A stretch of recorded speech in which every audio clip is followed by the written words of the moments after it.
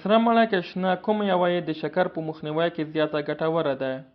لکه څنګه چې مڼه له رنګه ښکلی ده، خوند یې هم خوږ دی، ښه بوی هم لري. له دې ښو ځانګړتیاوو ترڅنګ خوړل یې هم بې شمېره ګټې لري.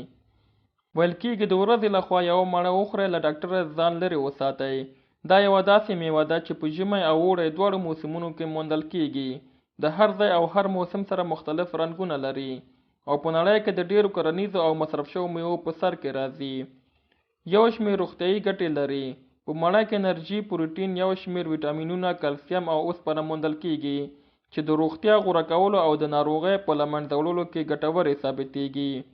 په مڼو کې فایټو نیوټرینټ او انټي اکسیډنټس کولی شي د سرطان، لوړ فشار، د شکر او د زړه ناروغۍ د پراختیا په مخنیوي کې مرسته وکړي. خو د شکر ناروغ لپاره کومه مڼه زیاته ګټوره ده؟ شین رنګی که سور رنګی؟ راځئ چې ویې پیژنو. که څه هم مڼه په هر حال کې ګټوره ده، خو د دې ډیروالی له امله د شکر ناروغانو لپاره د دې پیژندل اړین دی چې په شنو او سرو مڼو کې د شکر ناروغۍ مخنیوي لپاره کومه یوه زیاته ګټوره ده.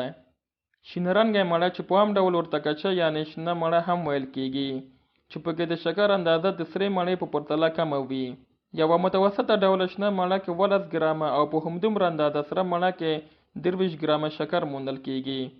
د همدې له امله ویل کېږي چې د شکر ناروغانو لپاره د شین رنګی مڼې خوړل ډېر ګټور دی، چې هم یې د شکر مخنیوی کېږي او هم یې د بدن انرژي او دفاعي قوت پوره کېږي.